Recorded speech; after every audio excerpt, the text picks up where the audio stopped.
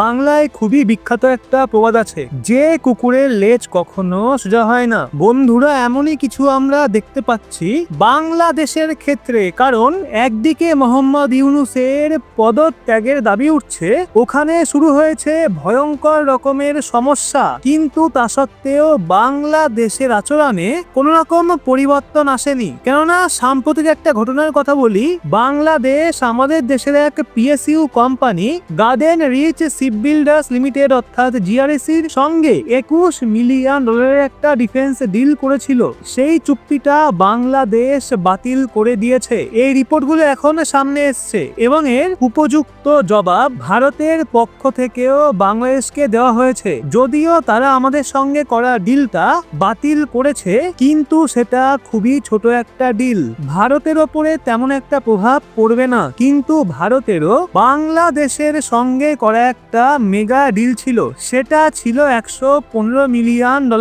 সেটাও পাল্টা ভারত বাতিল করে দিয়েছে। হ্যাঁ, এই ডিলটা আমরা 5 বছর আগে বাংলাদেশের সঙ্গে সাইন করেছিলাম। সেই সময় ক্ষমতায় ছিলেন শেখ হাসিনা। বাংলাদেশের চট্টগ্রাম অঞ্চলে একটা স্পেশাল ইকোনমিক জোন তৈরি করতে যাচ্ছিল, যেটা অন্তত প্রায় 33,000 একর জমির ওপরে এই জোন তৈরি হওয়ার কথা ছিল। কিন্তু আজকে সেই চুক্তিকেই ভারত বাতিল করে দিয়েছে। পরিষ্কার জানিয়ে দিয়েছে ভারত যে এটা কাগজে কলমে ছিল, বাস্তবে আমরা আর এগোবো না। যদিও ভারত সরাসরি কোনো কারণ উল্লেখ করেনি, কিন্তু বুঝতে কারোর কষ্ট হবে না যে এটা এক প্রকার রিয়াকশন মোহাম্মদ ইউনূসের সাম্প্রতিক এক স্টেটমেন্টের জবাব, যেখানে তিনি চীনে গিয়ে বলেছিলেন যে ভারতের উত্তর পূর্ব এলাকা ল্যান্ডলক এবং বাংলাদেশি হলো তাদের সাগরের অভিভাবক। এই দুটো ঘটনা নিয়েই আজকে আমরা আলোচনা করব।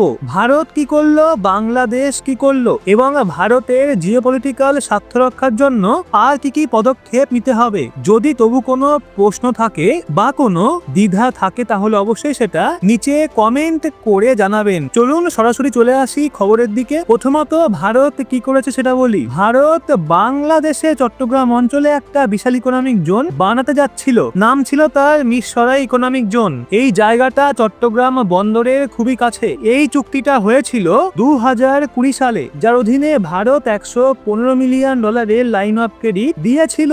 এর অধীনে বঙ্গবন্ধু শেখ মুজিব ইন্ডাস্ট্রিয়াল সিটির মধ্যে এই স্পেশাল ইকোনমিক জোন তৈরি হতো। প্রথমে বলা হয়েছিল 33,000 একর জমিতে হবে, কিন্তু পরে বলা হয় 10-15,000 একরের ওপর হবে। কিন্তু এখন একদম পরিষ্কার জানানো হয়েছে যে এই প্রকল্পটা কেবল কাগজে কলমেই আছে, বাস্তবে কিছুই হচ্ছে না। এবং অবাক করার মতো বিষয় হলো ভারতকে কিছু বলতে হয়নি। এই তথ্যগুলো বাংলাদেশের সরকারি কর্মকর্তারাই প্রকাশ করেছেন, যেখানে তারা জানিয়েছেন কোন রকম কার্যকরী অগ্রগতি হয়নি। জনসাধারণকে তারা বলেছে ভারতের পক্ষ থেকে কোনো কার্যক্রম হয়নি। তাহলে প্রশ্ন আসে, ভারত কিছু শুরু করেনি কেন?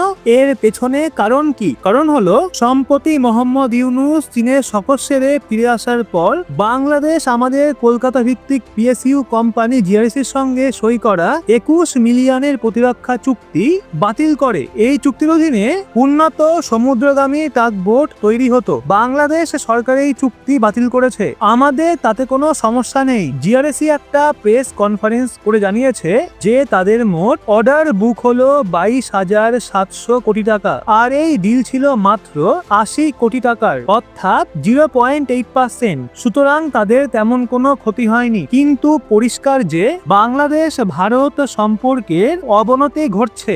আরো রিপোর্ট বলছে বাংলাদেশ সম্ভবত এই একই ডিফেন্স কন্ট্রাক্ট চীনের সঙ্গে করতে চলেছে, যদিও এখনো কিছু নিশ্চিত হয়নি। কিন্তু জিআরএসি বলেছে এটা স্পষ্ট বাংলাদেশের সঙ্গে সম্পর্ক আরো খারাপ হবে এবং এই কারণেই Bharat Chattogram economic zone project থেকে পিছু হটেছে। মনে করুন একবার মোহাম্মদ ইউনূস চীনে গিয়ে কি বলেছিলেন, ভারতের উত্তর পূর্ব এলাকা ল্যান্ডলক এবং ভারত মহাসাগরের গেটওয়ে একমাত্র বাংলাদেশ।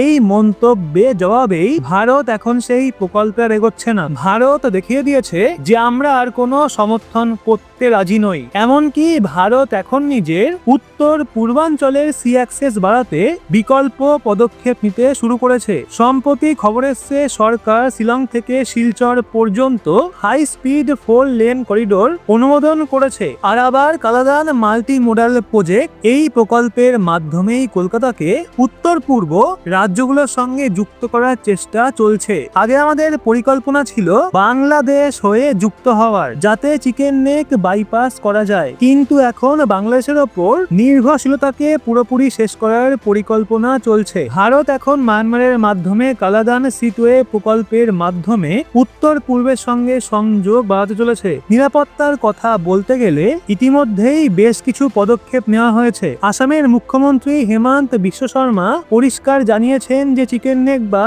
শিলিগুড়ি করিডোর অঞ্চলে যদি কিছু করা হয় তাহলে আমরা তাদের দুটো চিকেন নেকের ওপরই আক্রমণ শুরু করব। ভারত এই দিক দিয়েও সম্পূর্ণ প্রস্তুত। মাল্টি লেয়ার্ড সিকিউরিটি মেজার্স নেওয়া হয়েছে।